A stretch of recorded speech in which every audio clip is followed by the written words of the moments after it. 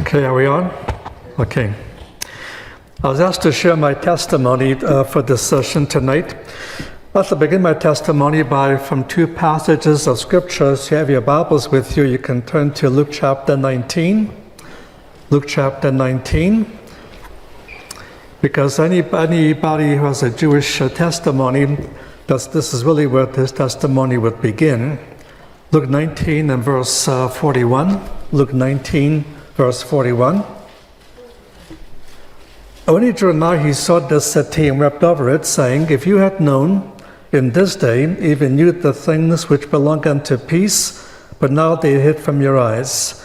For the day shall come upon you when your enemy shall cast up a bank about you and compass you round and keep you in every side, and shall dash you to the ground and your children within you. And they will not leave in you one stone on top of another, because you did not know the time of your visitation. Let's skip over to chapter 21 and verse 24. 21 and verse 24.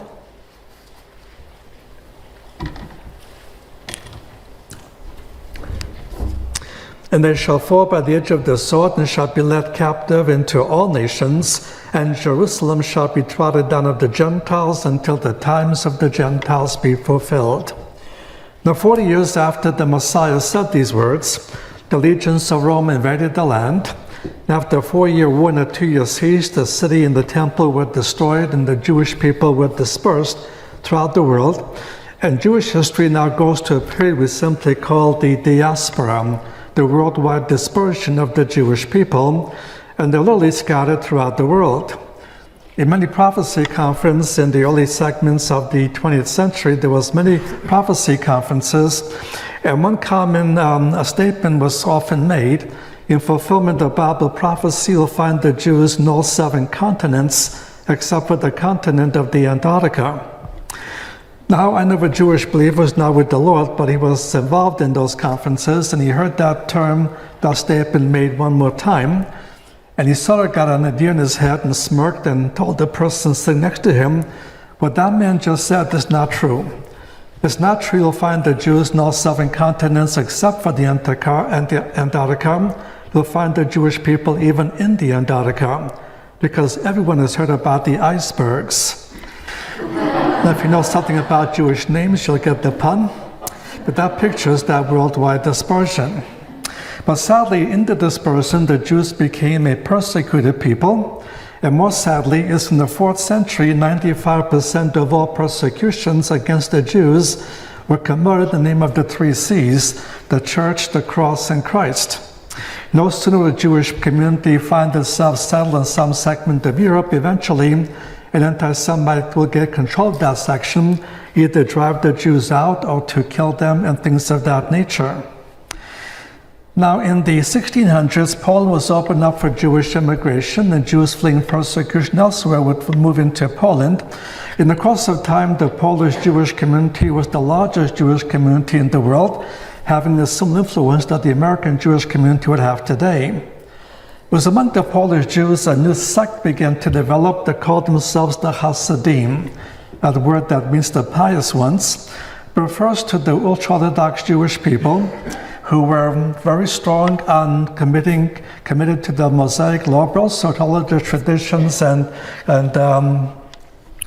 comments and commentaries that were passed down by the rabbis from ancient times. And when the founder of the movement passed away, the movement split up into divisions, not based upon theology, but based upon geography. And in this section of Poland called Poltusk, about 50 miles north of Warsaw, there was a Hasidic community, and leadership fell in the authority of the Fruchtenbaum family. And so my grandfather, his father before him, his father before him, were leaders of this ultra-Orthodox group. And you being the decision-making process when new issues began to arise in the Jewish community. So, for example, tomatoes came on the Polish market for the first time. And among the Jewish people, this big debate broke out about the tomato. Were tomatoes kosher or non-kosher? And Moses forgot to tell us whether it was kosher or not kosher. And so you had the pro-tomato party on this end, the anti-tomato party on the other hand. Maybe they threw some at each other, I don't know. But then they formed a delegation to see my grandfather about it, and he heard their arguments, told them to come back several days later. He bought some tomatoes and cut them up into various sizes. He studied the skin, the seeds, the content. He pulled out all of the Jewish law books concerning what was permissible to eat in the vegetarian state. And when they came back after a few days, he told them that tomatoes were kosher, at least for that community, they're allowed to eat tomatoes. He passed away because of an appendicitis attack, and then my father was next in line. But the whole process was interrupted on September 1st, 1941, with the German invasion of Poland. This was in 1939 with the Polish invasion of the Germans on Poland, and Nazism came in. My father was able to escape into Russia. He was arrested by the Russian authorities, and although they knew he was a Jew, they accused him of being a Nazi spy and shipped him out to a concentration camp into Siberia, where he languished for 2 years until 1941. In that year, Hitler broke his treaty with Stalin and invaded the then Soviet Union. And the Russian government was now in need of the Polish government, now exiled in England. They requested that support, and the Polish government agreed, but they laid down certain preconditions, one of which was the release of all Polish citizens from Russian prisons. So for that reason, my father was released. For the same reason, a man named Menachem Begin was released. Now, Menachem Begin went on to become the Prime Minister of Israel. My father went on to become a professional photographer in California.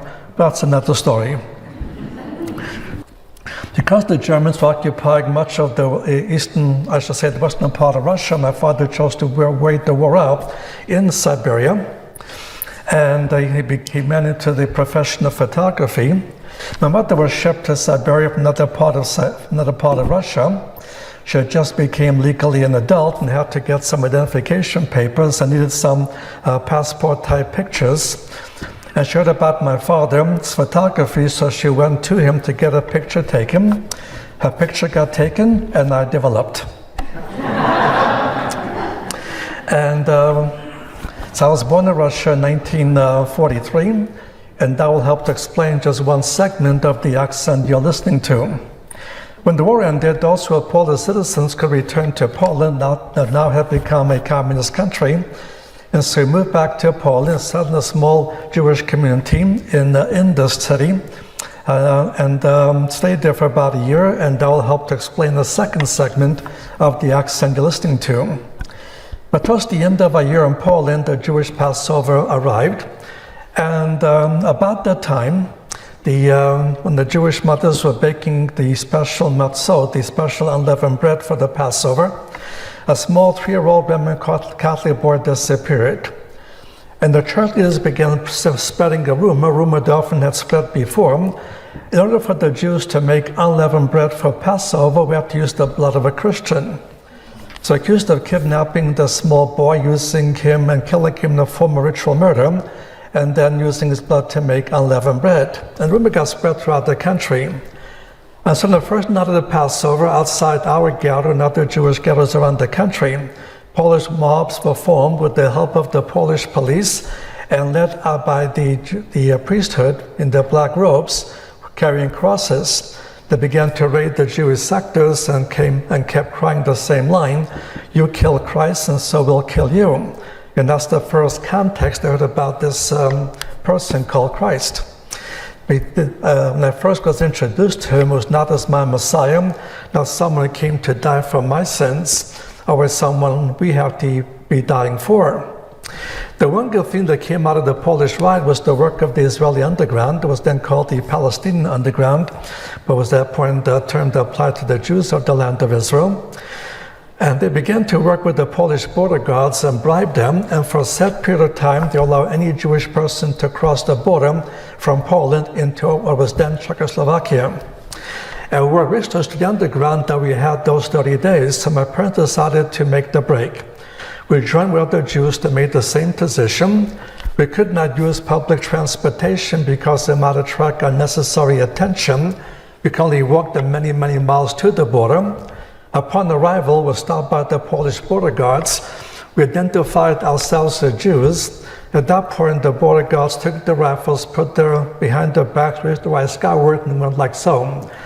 The point was they were looking at the birds flying in the sky and pretending they could not see us, and that's the way we got across the border. Later from the Israelis, we found out how much it took to bribe these border guards, and that was American cigarettes.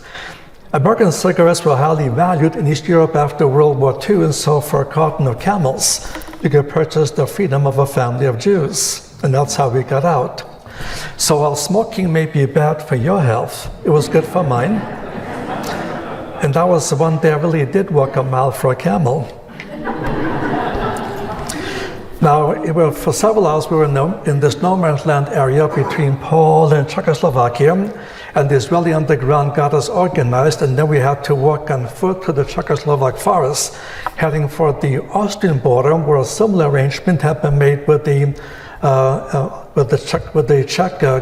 Czech border police as well. It took several weeks to walk the width of the country. But the day before we were to cross the border, the Czech government collapsed, the communists took over, all of the Czech border guards were moved and replaced by Russian border police with whom no arrangements had been made. And as a result, we weren't sure what was going to happen, but we were told to stay hidden in the forest.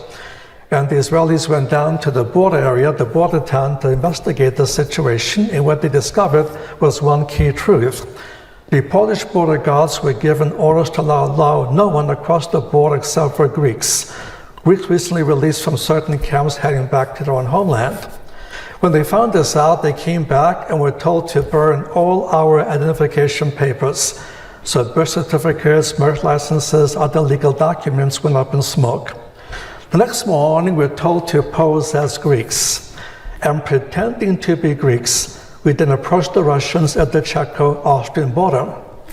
Now, not one of us was a Greek. Not one of us could speak a single word in Greek, but neither could the Russians. As a result, we got across safely into Czechoslovakia. Something went wrong at the last minute, and one of the Israelis was shot and killed, but that was the only casualty. So pretending to be Greeks, we made it into Austria. Then I found myself a unique example of Romans 1:16, in that I was a Jew first, and for one day also a Greek. The American MPs took over from the Israelis and brought us into the American zone of West Germany. And for the next 5 years, we spent living in different camps known as displaced persons camps. These were camps of Jewish people that no longer had citizenship in any country and had to be evaluated before they received immigration status to one of the Western countries. So 5 years in West Germany will explain a third segment of the accent you're listening to. One event happened in one of these camps, and the camp were there for about 3 years, that camp only about 1 year, and they'll later forced me to face the issue of the Messiahship of the Yeshua, the Messiahship of Jesus. And there was a Lutheran representative who was a Lutheran pastor, a Bible-believing one, who was working on behalf of the Jewish ministry. His first responsibility was to hand out clothing for Jewish refugees, which we were, and that's how first contact was made. And during the year we lived in this one camp, he and his daughter made several visits to the camp. I was not involved in the conversations. I don't know what they talked about. What I do know is that when he learned we had applied for immigration status to the USA, he had a magazine called The Chosen People. That was published by a Messianic group in New York City. And the cover of the magazine had the headquarters address in New York.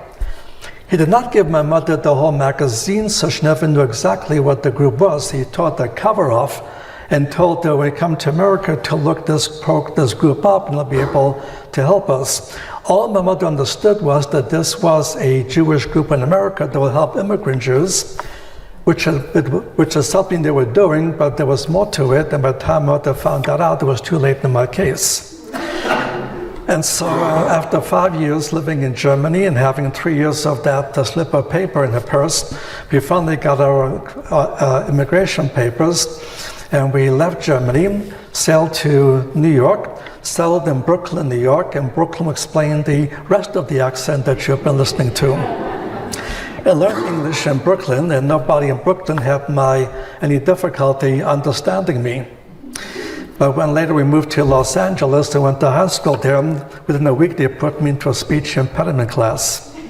So Brooklynese was quite distinctive, which I did not realize until I moved to California. While in Brooklyn, my mother went to visit that New York headquarters address of the ministry, and at that point she could not speak English. And at the day that she arrived, nobody there could speak Russian or Polish or Yiddish or German, all of which my mother spoke. So all that got done that day was the name and address was taken down on a 3x5 card, was conveyed to her. We'd be contacted sometime later. And sometime later turned out to be 6 years later. The follow-up program was a bit weak at this stage, and we had nothing for the next 6 years. But then we opened up a new branch in our section of Brooklyn, just about a mile from where we're living.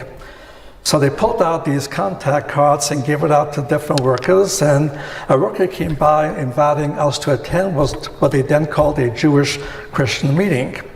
When I first heard that term, this to me was a contradiction of terms, because I was raised to believe you're either a Jew or a Christian, but you cannot be both.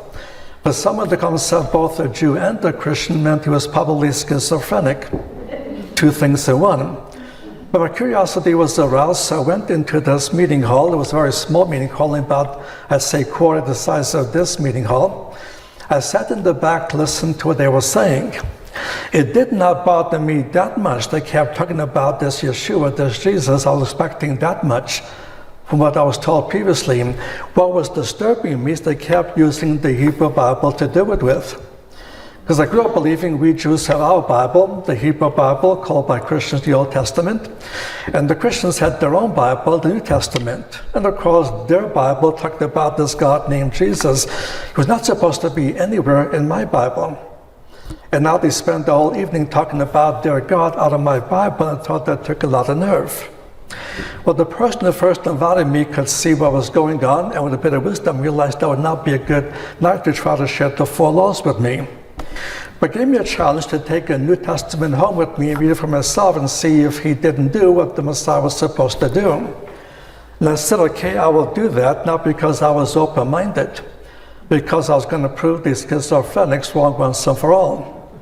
So I went home and began to read the New Testament, and what I thought I would read and what I was reading were two different things. What I thought I'd read about was these big church edifices with stained glass windows, priests with robes waving statues and bowing to statues, waving crosses and telling people, go and kill the Jews in Jesus' name. That's what we saw those calling them Christians doing in Europe, and our assumption was this come from their Bible, New Testament. I was struck by how Jewish this New Testament was. Even the first sentence was intriguing because it opens up with the phrase, the generation of Yeshua the Messiah, the son of Abraham, the son of David. You cannot get more Jewish than that line is. And the Jewishness of the book intrigued me to keep on reading till I was finished. And that caused me to go back the next time into the meeting hall. I wasn't so angry anymore. And I sat down with the same worker, and we went from the prophecies of the Hebrew Bible, the fulfillments of the New Testament. And that night I was fully convinced and became a believer in the Messiahship of Yeshua and the Messiahship of Jesus, and became a schizophrenic myself. Nothing much happened the first year, but then we moved to Los Angeles, and that's when my father's opposition to everything I believed grew in its severity. And finally, I was forbidden to attend any kind of meeting, Jewish or Messianic. I was prohibited to read the Bible of either Testament and things of that nature. When I began my final year of high school, he completely quit speaking to me. And although we lived in the same house that year and we ate the same table, not one word passed from him to me.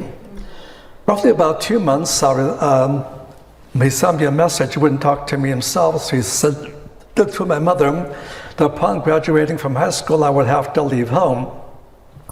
That was his requirement. He also asked me to leave the state of California because of a problem. His job, photography, was strictly within the Jewish community, doing different synagogue bar mitzvahs and weddings and things of that nature. And he was afraid the word got out what I believed in, that might endanger the means of making a living. I was no longer the only child. While in Germany, one brother and one sister were born, and while in Brooklyn, another brother was born, and in Los Angeles, 3 more sisters were born. So they were born after I was expelled.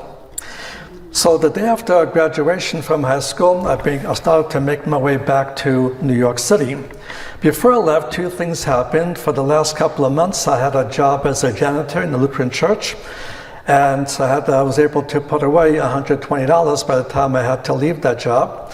And secondly, I came across Philippians chapter 4, verse 19, "My God shall supply all your needs according to his riches in glory." So Philippians 4:19 memorized, and then $120 in my pocket, I began to make my way back to New York. It took me 2 weeks to cross the country, but I began to experience Philippians 4:19. Some would give me a ride from one point to another point, a bed here, a meal there.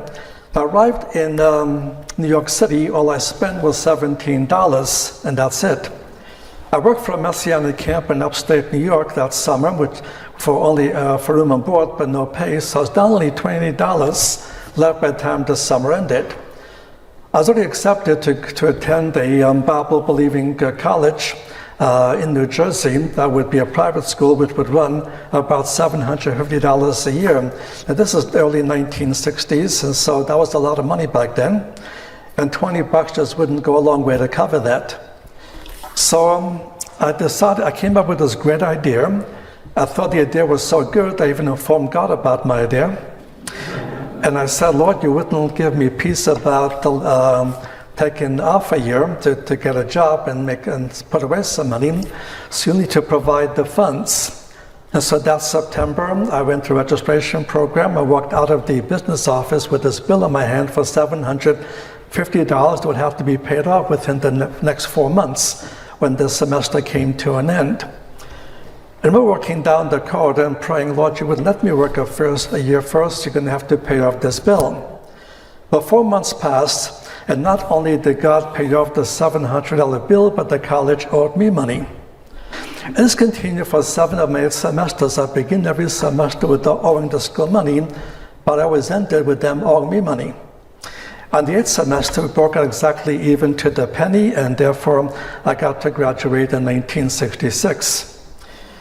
Now, I'm only mentioning the money for tuition. We also be funds you'd have to pay for new textbooks every year, for clothing and things of that nature. And I made a policy, which I still keep to this day. I never let anyone know what my personal needs are. I don't ask people to pray for this need or that need, because then they might be moved to meet my need out of sympathy and not out of God's leading. So for me, nobody ever knew what I needed.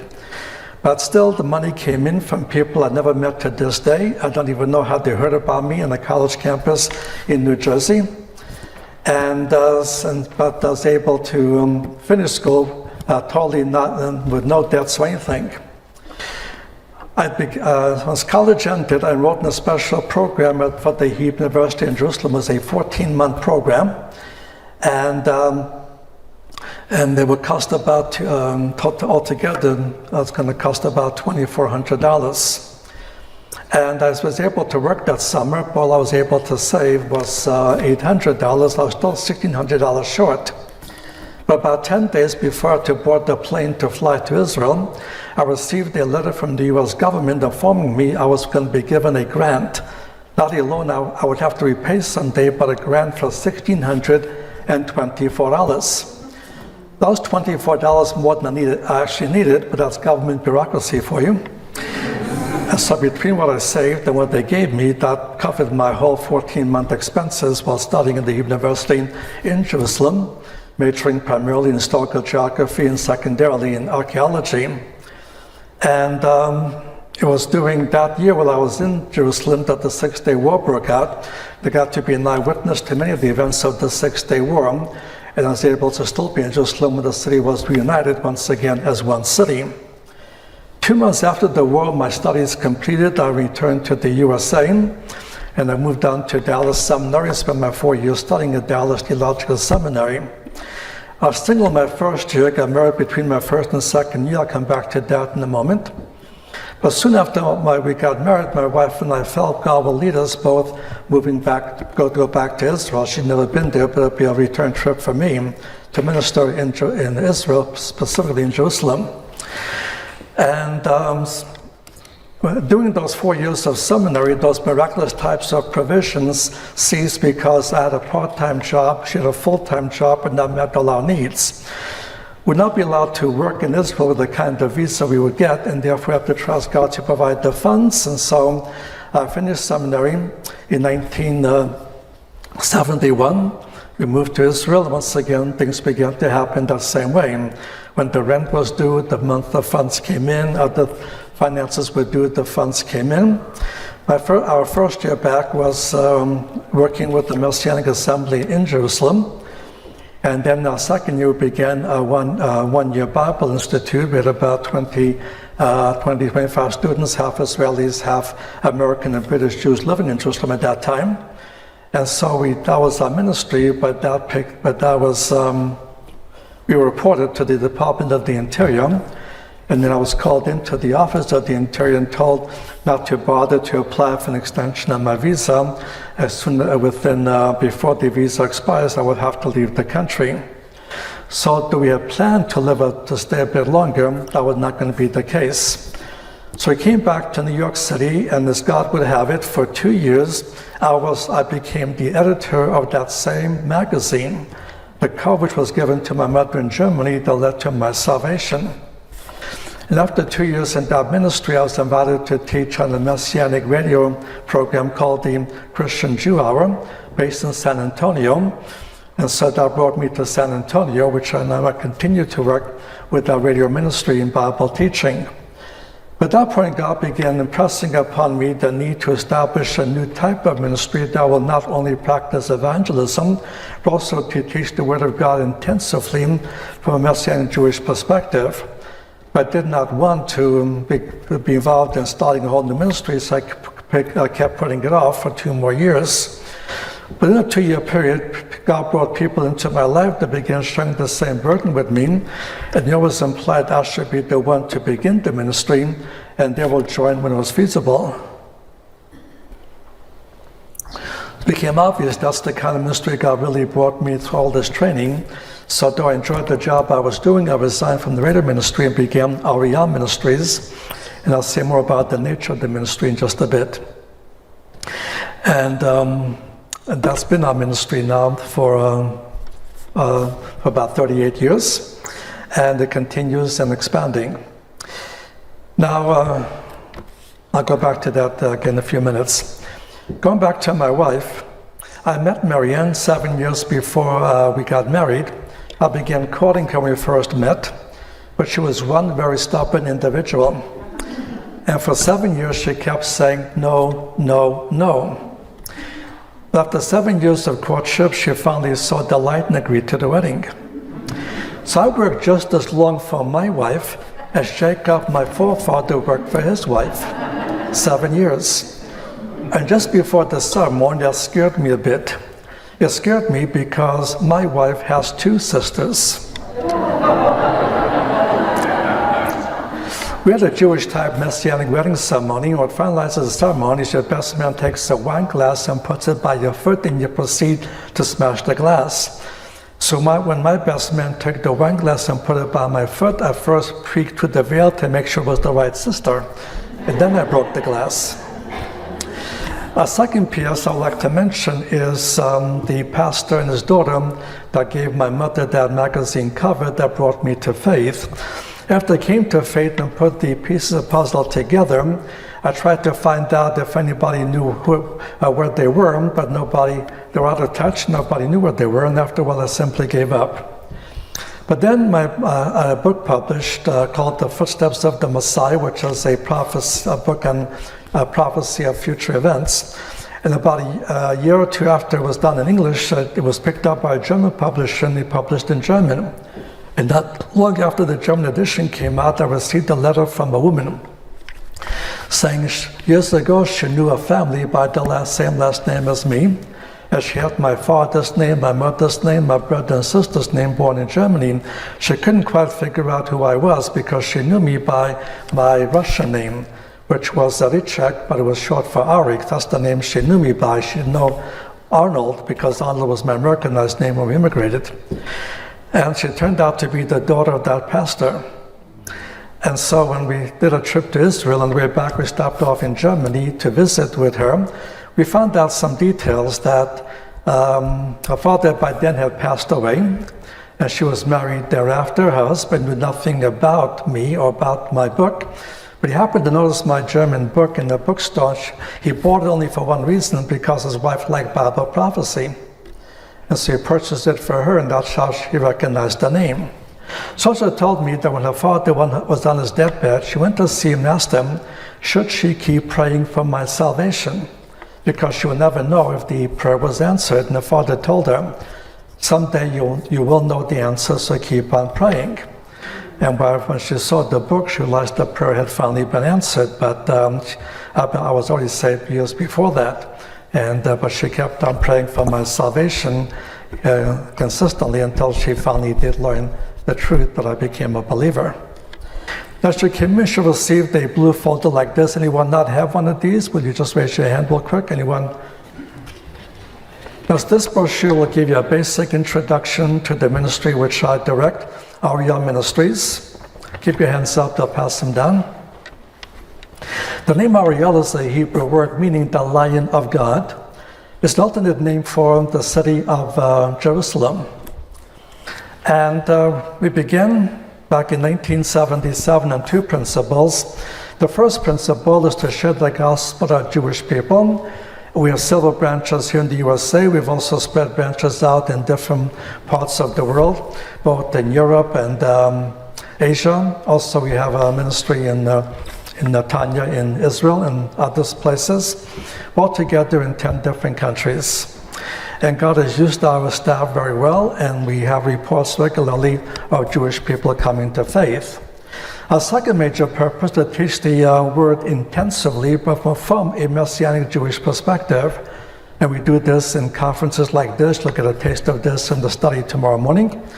And we will be teaching from that perspective. And we shall also print many books and other manuscripts and things of that nature. So in the left-hand foyer, you will see a display table. We'll have just one copy of each book available from Ariel Ministries, and you can look those over.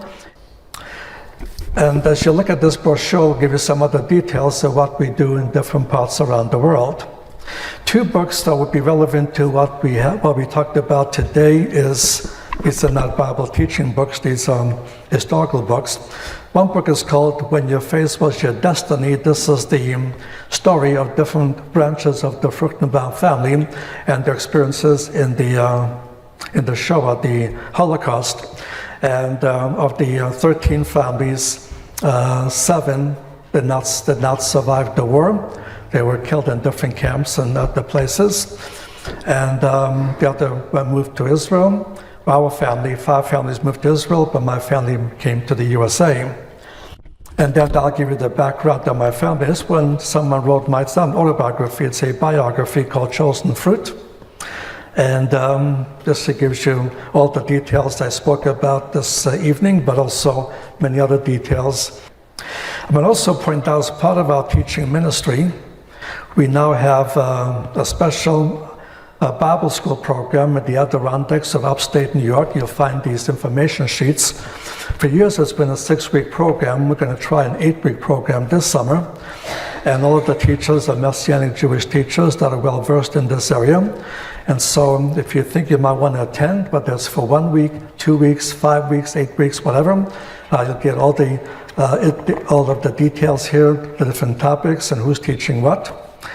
And since you live in Florida, the months of July and August is a very good time to get out of this hothouse and come up to beautiful Adirondack Mountains of upstate New York, and you will enjoy the cooler weather and so on, and return thereafter.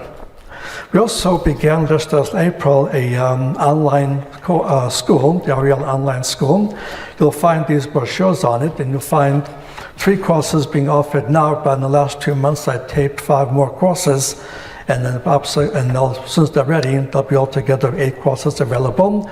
Ultimately, there'll be 20 courses altogether that allows you to complete a Messianic Jewish major. You can take these courses for credit, and therefore take the tests and write the papers. You can simply take the courses at your own benefit, either on your phone or on your computer and things of that nature. So let's give you some basic knowledge on that. Now look at the page that has the coupon type on it. This outlines some ways you can participate with us. Under the phrase, my commitment says, I do indeed feel like myself the Lord to, number 1, pray for the salvation of the Jewish people. So, Tampa here does have a Jewish community, or from other places you may have lived, you may know Jewish people from the past or the present. And I would encourage you to pray for their salvation by name, whether they were friends or schoolmates or workmates or neighbors. But then go beyond praying for their salvation. Secondly, do I get to give them the good news of Jesus the Messiah? And if you're a Gentile believer, there are 2 very good tools you can use. And the first tool is your own testimony. What's important about your testimony is this. When we grew up in the Jewish community, we do not distinguish between Christians and Gentiles. We use those terms synonymously. If you're not born a Jew, that makes you a Gentile. That part is true, but does not make you a believer. Does not make you a biblical Christian. And so, in your testimony, what you want to bring out is that when you were born a Gentile, you could not be born believing something. You're not born a Christian in the biblical sense. And until a Jewish person can make the separation in his mind between Gentiles and believers, it'll be very difficult for him to begin investigating the claims of Yeshua and claims of Jesus to be the Messiah. A second effective tool is using gospel literature that is written for the Jewish people.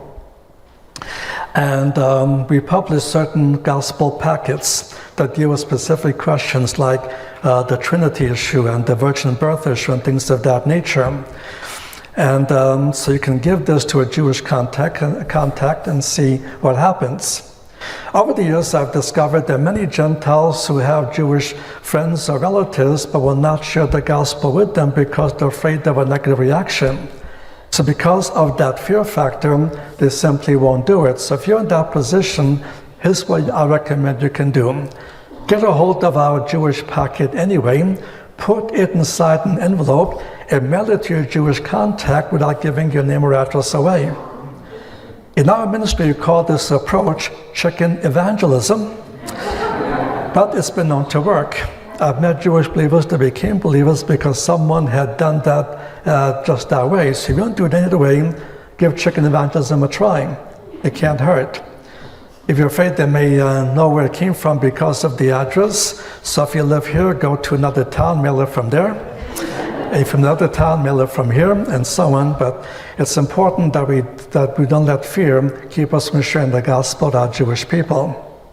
Fourthly, to pray for the work of Ariel Ministries. We publish a magazine, which I'll share with you in a moment. We also publish every 2 months a prayer booklet, prayer requests that come from all the different branches we now have around the different parts of the world. So that with that aspect, you can begin praying for them as well, for the branches. Also, we publish as a Bible teaching magazine. It comes out quarterly every 3 months. It gives you short statements, short reports about different branches around the world. But the main emphasis here is having 3 up to 5 different biblical studies from this Messianic Jewish perspective, and we do not charge for the magazine. It's free of charge, and there's 2 ways you can get it. If you want to receive the hard copy, which looks like this, then in the slip, just give us your full name and address, so we can mail it to you that way. Or if you wish to receive merely as an email, just give us your email address and that will be sufficient. We're happy to send it to you for as long as you want to receive it. So these are different facets of what is now Ariel Ministries.